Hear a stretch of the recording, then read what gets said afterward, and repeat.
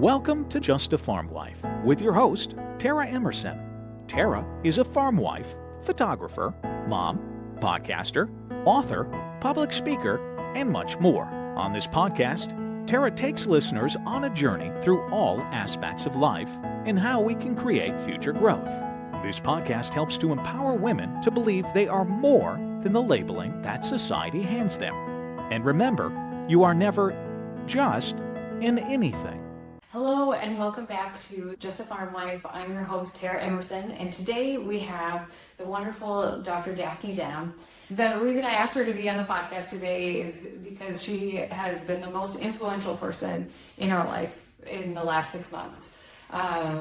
With Isla's concussion and everything, we had a team of people working on her because she had multiple issues going on, and Daphne is one of the only people who has publicized data on concussion recovery with hyperbarics, and I just wanted to share with all of you some of her knowledge, the things that we can look out for, and the amazing results that she's getting with hyperbarics and how quickly you can overcome things, not just concussions, but with wounds and all kinds of different treatments. It's really miraculous what our bodies can do with the proper amount of natural elements, really.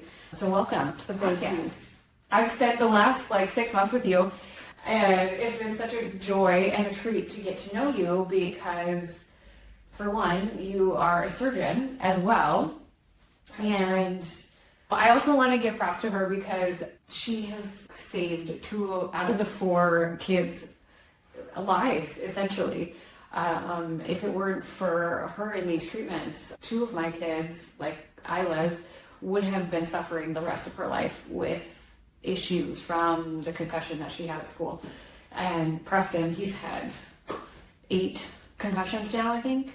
And with his testing results, he is showing like he's never even had one. So that's why I like to attribute to her saving my kids' lives. Concussions are a passion of mine, and using hyperbaric to treat concussions is something that I somewhat stumbled into. Retired semi-professionally from a surgery career because I have 6 children and was going back to work in a wound and hyperbaric center and seeing my children and their friends and seeing children's lives completely derailed. And so often they're told, oh, you just have to adjust to your new normal. And we have a slogan here in the clinic of no new normal. And not to speak specifically, but some concussions are so much worse than others and can bring on what we call motor tics, which is involuntary movement, although if you really concentrate, you can sometimes keep those at bay. But you can imagine a child who's sitting in school and everyone's making fun of them because they have all of these involuntary tics. And it's not all that common, but it is well described in some of the concussion literature that concussions can bring on these involuntary tics. Many think it's that the concussion uncovers the tic, and therefore they can excuse away that the tic may never resolve. But fortunately, we were able to watch, and as we increased the pressure, at times she would tic more, and at other times she was able to relax totally. And there's such a fine line between a seizure threshold in an injured brain and seeing more tics. So we did get to know each other very well, spending a lot of time chamberside just watching at any pressure change or duration change of a treatment, trying to optimize not making the tics worse, but getting the oxygen that fortunately, I've done this for almost a decade now. We know a concussed brain needs more oxygen to repair, but we didn't want to exacerbate the tics. And seeing her ups and downs and different aspects of recovery just adds to, ultimately, oxygen can fix the brain. There are other things you guys did, which I think everything together worked very well. Right. But now seeing her as if she never had that concussion in a period of time that is fairly the minimum of when they start seeing tics resolve after the acute onset of them with a concussion, it's great to see. Yeah. Because she's been free of those for several months now. Right. Right. And she redid her testing and she scored a 1.9 On the normal, iBox. on the iBox, and the normal is 3 and below. Mhm. So it was really just miraculous to see her go from August to October and without any treatments, and for her to be that stable. So we were really, really happy about that. One really cool thing about this clinic is that there's so much testing available. You know, when you go to a regular clinic, to your regular doctor, and it's nothing on them, it's just a different type of medicine, essentially. But they do, you know, the standard concussion testing, follow my finger, and those sort of things. And that testing is really subjective to who's giving the test. Mm-hmm. The cool thing about this clinic is that they have several testing tools for concussion specifically, and it is not based off of a provider. Objective. It is very objective data, which is really, really forward thinking, I guess. Well, over the years, people have accused me of treating just bumps on the head. Well, it's minimization, right? And we know from the many different students, and we've mostly treated student athletes, but we see more and more, you know, parents who were in a car accident or grandparents who slipped and fell on ice. So our age diversity is increasing as more and more word gets out of concussions are treatable. But when we built the Fargo Clinic, the whole purpose was to work with, one of the purposes was to work with Dr. David Bieberdorf, who is a sports vision optometrist. And he introduced me to the right eye, and it's an interesting name, but it's RIGHTEYE, but it is a computer with 2 sensors, so when a student athlete or anyone is looking, they follow one cursor and the machine picks out how each eye is following that, which gives us brain-eye interaction or neuro-optic. So when someone is concussed, one eye may do one thing and the other eye may do something else, and that's why so often they have blurry vision. And over the years, I've been so impressed with how many times students who can't read at grade level, when we test them, their eyes are not functioning together. And this is not something glasses can fix, because acuity, if they close one eye, they can see. If they close the other eye, they can see. But it's being on the same point together at the same time. Right. So with right eye, we were able to pick that up. Then we added iBox, which is another neuro-optic. Different age groups, different tests work better. And iBox is a score from 0 to 20. 10 and above is definitive of a concussion. 3 and below is definitive of non-concussed, with a provider providing the exam. It's not 100% perfect test, but Well, I mean, what is a perfect test? Right. Like, there is nothing that is completely, there is not a medical test. Right. It is purely definitive all the time, every single time. You need both, correct. right? But for Isla to be less than 3 instead of 3 to 10, those 7 are in the gray zone. So she was clearly not in the concussed zone, not in the gray zone, Yeah. but in the non-concussed, meaning her eyes were tracking together, which she has demonstrated by being able to read more, not getting headaches, recognizes what she's reading.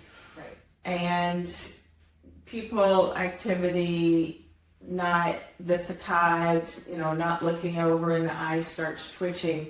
There are multiple measures that those tests measure. Right. And perhaps the test I like the most that we did for Isla, but it is not FDA cleared for that age group, so we knew we were just taking it for what it said, but age 13 to 24, it's an EEG-based test, which uses the EEG reading goes through an artificial intelligence program and also has some reaction time, which of all of the tests for the eye, reaction time has been shown to be the most consistent, although that's not what we see with our athletes. So again, Because athletes are so well especially trained. the hockey players, their eye tracking ability and reaction time is probably 3 standard deviations above normal. So Right. when they drop 2 standard deviations, they're still normal. So a normal for them, we don't think tells us really anything. If they are abnormal, then we're really alarmed. But the BrainScope also has a little bit of that reaction time. Artificial intelligence does its number crunching, and we get a number between 0 and 100 at 25 increments of severe, moderate, mild, 70 above is consistent with non-concussion. And the data that I'm so proud of is that using BrainScope before and after each treatment for just a small group of patients, we were able to show that even a severe concussion, one example is patient 1, who came in less than 24 hours after her concussion, which is another aspect. We ideally like to treat concussions within the first week. We can treat later, but if we can get it in the first week and 2 treatments a day with an average of less than 4 treatments, then in 2 to 3 days, that concussed individual is back to school, back to their life, as if their concussion never happened, unless they're a severe case like hers. But with BrainScope, the patient that came in scored a 2. At the end of the hour of her first treatment, she was up in the non-concussed range. Wow. So our protocols are effective in getting the brain to act like it's not concussed. And I often say that dose of oxygen is like a dose of antibiotics that you have to keep dosing until the concussed brain cells are all healed. And again, our average is less than 4. She came back in after a weekend as a 39, which is great because over the first 3 days she did not progress her concussion. Right. Had a treatment, was non-concussed, but she went to school in between, which I am all for as long as they come back. She came back as a 14. So this push back to school, back to normal activities, you shouldn't stay in a dark room. We've got to push concussions. You just have to accept your new normal and push is actually not in the best interest of the brain. And much of the push data is actually not even good data, and so much of it is based on subjective, how do you feel? And over the 10 years, unless they've been treated and come out and say, I feel great, a concussed individual doesn't know how they feel. Yes, I would really love to highlight that because so often, coaches or teachers, or even parents, you end up asking the child if they're fine. Well, they don't know that they're fine. So the kid can be stumbling around and have a giant goose egg on their head and not be acting normal, and they're going to say they're fine because your brain is your processing center. So how does your processing center know that it's broken? Your brain tells you that your arm is broken, but what's telling your brain it's broken, right? I say it doesn't self-report. Yes, I love it. I love how she explains it. It's so good. And I think that it's really important for anybody that's watching this. If you are an adult, it is your responsibility to keep an eye out for these kids, to make sure, especially if you're a coach, if you're a parent or a teacher, it is your job to make those processing decisions for these children. If something is not right, it is up to you. The kid doesn't know, and that's really your responsibility. And I just feel like we can't just keep allowing these kids to keep pushing through. Well, especially when there's the option. The whole return to play decisions are based on students reporting symptoms as they gradually increase their physical activity. Well, so many athletes, they're used to giving it all, working through pain. Yes. It doesn't matter. And they just want to play. They do want to play. Passion and their love for the game that makes them want to play. And a lot of people say they lie because they just want to play. I don't think they lie. They don't know. Right. And that's where I often say a concussion is a mom or a dad diagnosis. And as you said, coaches and players. We've had football players come in and, we'll say, how's your concussion? I'm fine, but my friends told me I needed to be here. And have a treatment come out and say, wow, I was not fine. My friends were exactly right. So it does take a community to make sure a diagnosis of a concussion is made appropriately. If you don't have objective testing, just having the suspicion that someone is not right. And I've had parents say, they were a little bit more tired, but I thought that's because of football, and they're a little bit more cranky, but that's just this age group. But when they put the peanut butter in the refrigerator and the jelly in the cabinet, then I knew. So I often call the concussion symptom list the cranky teenager list, because you can dismiss a headache, you can dismiss being more emotional, you can dismiss, feeling tired. But when you look at it all together, then it's hard to dismiss all of it. And in my professional opinion, all of our children's brains are worth looking into an objective investigational tool. All three of the ones we use have been FDA cleared. The BrainScope specifically for acute concussions, the other two specifically for neuro-optic disruption, but we've used them long enough to really have a sense. And I don't mean it disrespectfully, but for parents, when you look at your child, and I laugh that the right eye puts objective metrics on what moms and dads have been doing for years of look at me. And if they can't really look at you and focus, if they look like the lights are on but no one's home, that's concerning. Yes.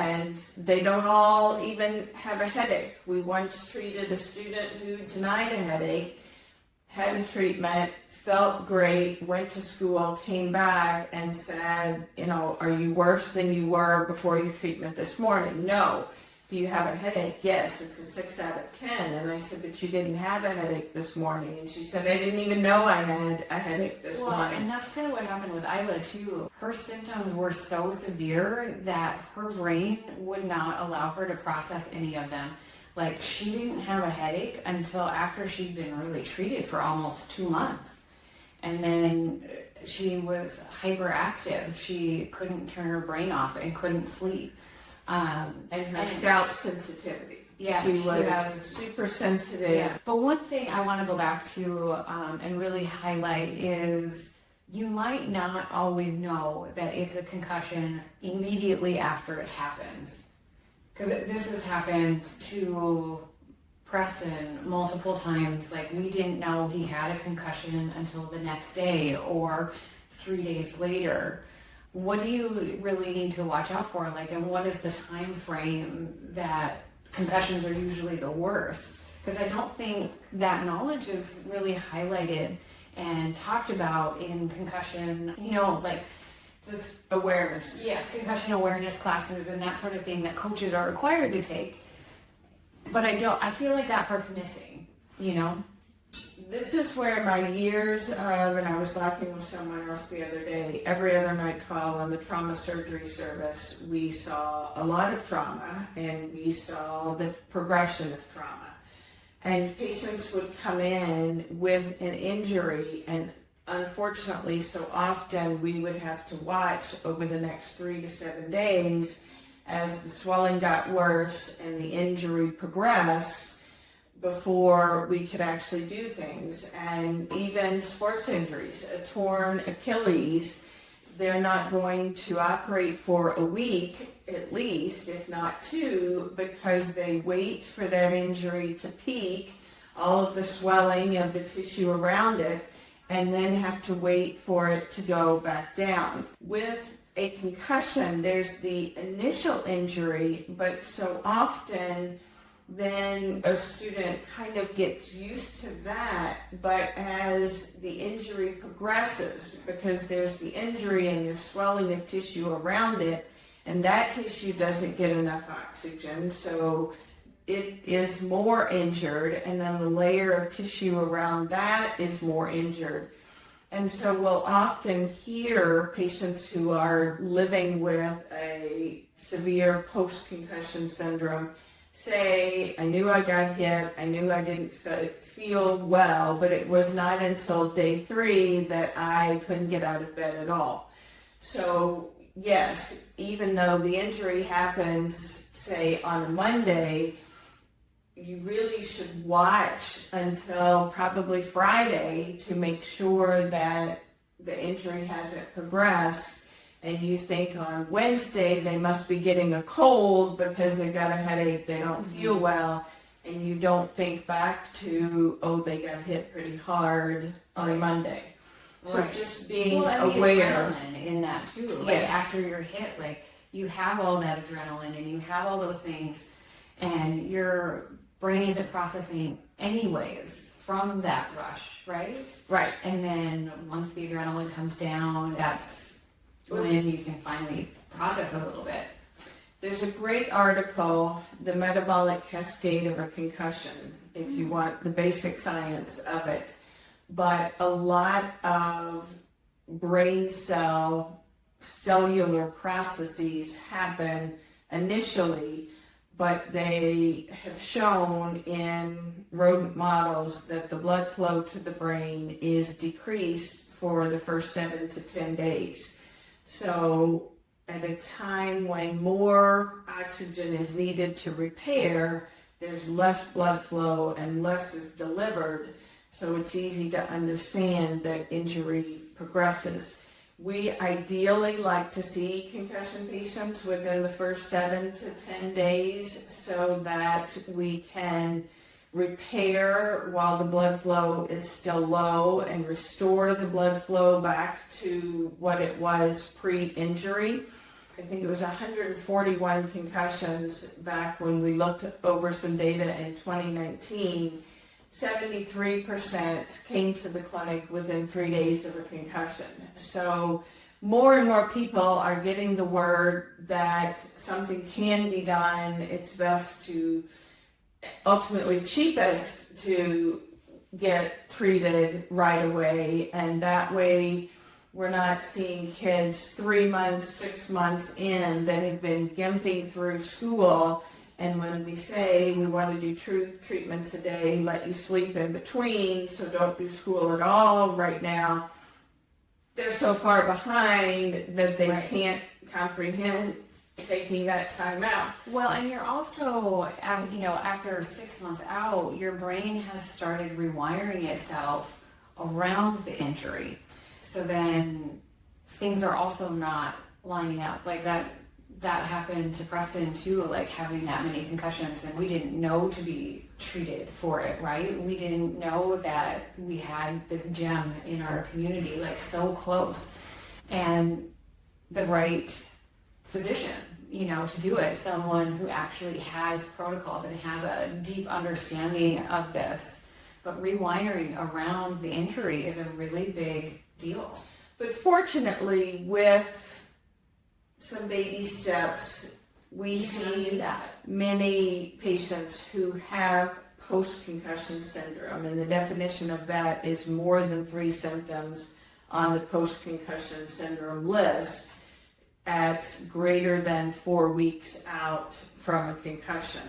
So we've seen, 6 months, 6 years, 10 years, 20 years out, but we are able to, at least what brain cells are still alive, Dr. Neubauer called them idling because they're not functional, we're able to get enough oxygen to them to allow them to be functional again and get rid of a lot of these post-concussion, very vague symptoms, but it's amazing when it's your life of, these kids coming in and just are ready to take on the world because they finally feel 100% again. Yeah, it's such a huge deal. It's very fun for us. Well, to be able to see such tangible results in, for the most part, a very short amount of time, I think that's a miracle, and we're so lucky to have this. One other thing I did want to discuss is hyperbaric chambers in general, because there's a lot, online or whatever, like LeBron has a hyperbaric chamber, and all these professional athletes, they say, this is what I use and that sort of thing. But when we were going through this, we got a lot of advice of so-and-so has a hyperbaric chamber, which is awesome. And I really, really appreciated all the advice, but they're not all created equally. And I think people just don't know enough, how do we educate people on what types of hyperbaric chambers there are and what you really get out of it. There's a huge difference. The one that was local to me was a zipper chamber, and that's very different than the type of chamber that they offer here at Healing with Hyperbarics. So I often say hyperbarics or hyperbaric oxygen treatments is like saying you need pain medicine. And you can need just a Tylenol that you buy over the counter, and that may take care of your mild tension headache on a Monday. Or if you are going to have surgery or have a significant injury, then you may need IV morphine. And that's not to say everyone needs narcotics, but just as the example, there's a huge spectrum of difference. And these zipper chambers, unfortunately, many have been recalled by the FDA, but are still out in circulation to use. So if you're going to use a zipper chamber, make sure it's not one that has already been listed as having potential problems. We use Seacrest monoplace chambers that are medical grade. You have to have a physician prescription to use them, which I write the prescription for patients that we treat. But they are able to go up to 3 atmospheres without any danger of rupture, as the zipper bags are. And patients are breathing 100% oxygen the whole time they're in, not by a mask or anything else. And we do follow hospital grade safety standards of patients change into scrubs, no electronics go in, all patients have a grounding strap, no anything that shouldn't go in goes You're not unchecked. supposed to wear makeup and deodorant and those sorts of things. We've because you relaxed don't- that a little bit, but certainly no t-shirts or underwear or socks or anything that you brought in. The glucometers, the Series 6 is approved to go in, but none of the subsequent series have been approved. So there is an approval process, very strict safety measures that we do follow. Yeah. Perhaps the most fun, and you were witness to it yesterday when a family brought a child in and said, we heard about you 5 years ago when our other child had a concussion. And I said, oh, how is that child doing? And they said, doing great. No more concussions in the 5 years. And the child is playing a contact sport and kept playing.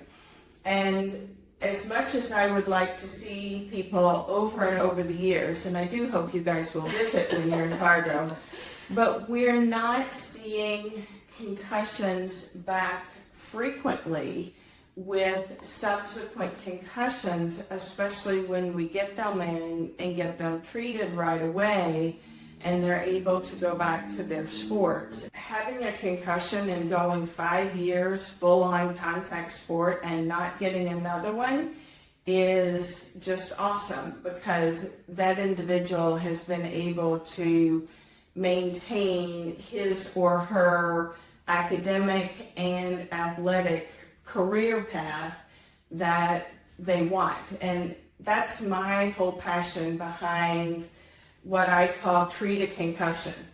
Just as you would treat a swollen ankle and let it rest, or treat a broken bone with a cast, we can provide the oxygen the brain needs after a concussion to treat that concussion.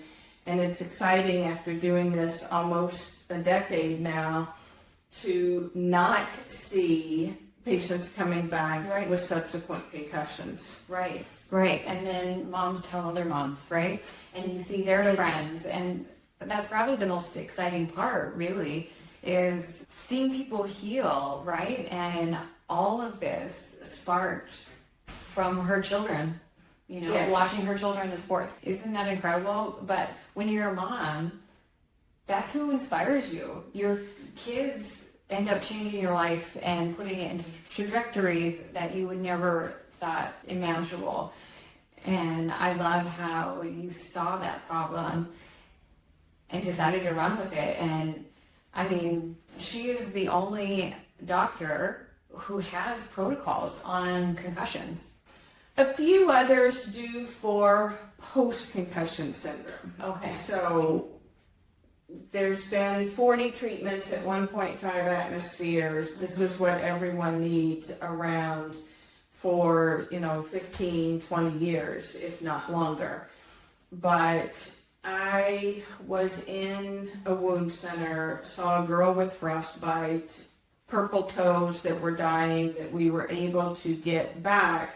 At the same time, I saw my children's teammates having issues because of concussion after concussion. And that's when I started putting multiple things together, and then wanted a center that we could actually treat without having to go through hospital administration and all of these other basically cogs in the wheel. But as a mother, I have always said, I want someone to be there when my children need something.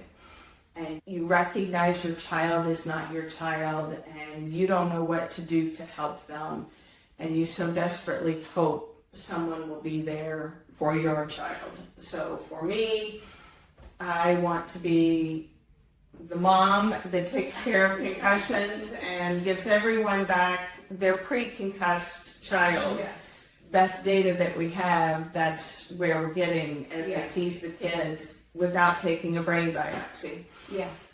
But it's a joy to hear stories of 5 years later, and It's incredible. students, who were not even able to go to school and were homeschooled to be back in school and then going out for soccer and just getting back on their original life, no new normal. Yes, exactly. And it's incredible.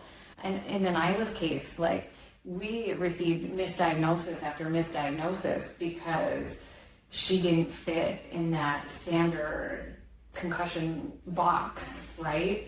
And Daphne was definitely that for us, that mom who was like, we can do this. We can figure this out. I mean, it took a long time, but it was, compared to what she would have suffered from the rest of her life, that this was just a drop in the bucket. I know I had a little bit of a negative attitude about it because I was scared, and you don't want your child to be in this for so long and that sort of thing, but the amount of time was such a small blip in her lifetime, so that every second that we spent here was 100% worth it, every single second. So we are super grateful.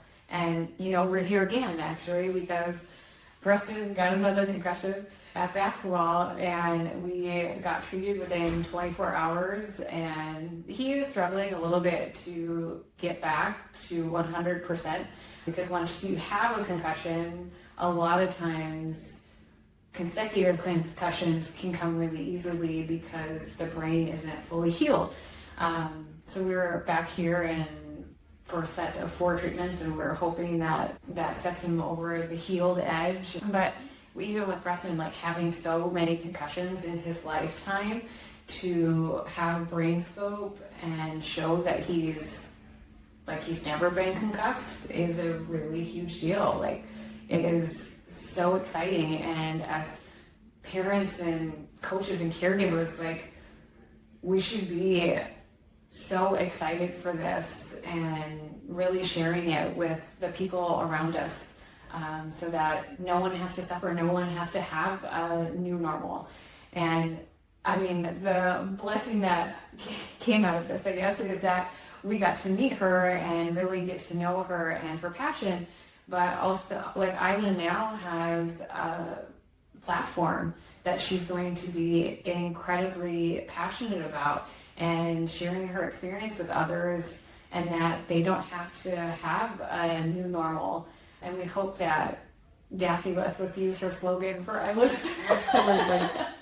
for Isla's platform, because she's in pageants and that sort of thing. It's a miracle, and I hope that we can get this information out to the world and share what simple things can really fix and change our bodies. It's the mom network. No Yeah. offense, dads, but it is definitely still very much a mom network. Yeah. We've had many kids come in, and the parents will say, he got a concussion. I was sitting in the stands watching the trainers work with him, and 3 moms came up to me and said, "You've got to go do this. No one told me this. I had to find it on my own. You need to go do this." And for me, that speaks volumes of how well it works, how well it's received, and just changing the standard of care of treating concussions. Well, I want to thank you, Daphne, for taking time with us today and changing our life. I mean, you changed our life, and you changed the lives of so many people around you, not just with concussions, with wounds and injuries, athletic injuries. I've even seen cancer patients come in and out of here with helping recover from the radiation or whatever they needed. And I just think that this treatment is so spectacular and wonderful and non-invasive at all. It just takes a little time. So thank you. It's my pleasure. Yeah. Thank you for all your knowledge and research and anything that we can do to continue to support you in your journey of changing the standard of care and creating no new normal.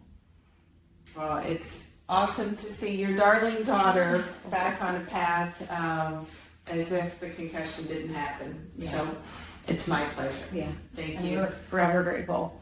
So make sure to check out Healing with Hyperbarics and keep it on your medical checklist and get it in touch with my friend here. Thank you for listening to today's episode. And remember, you are never just an anything.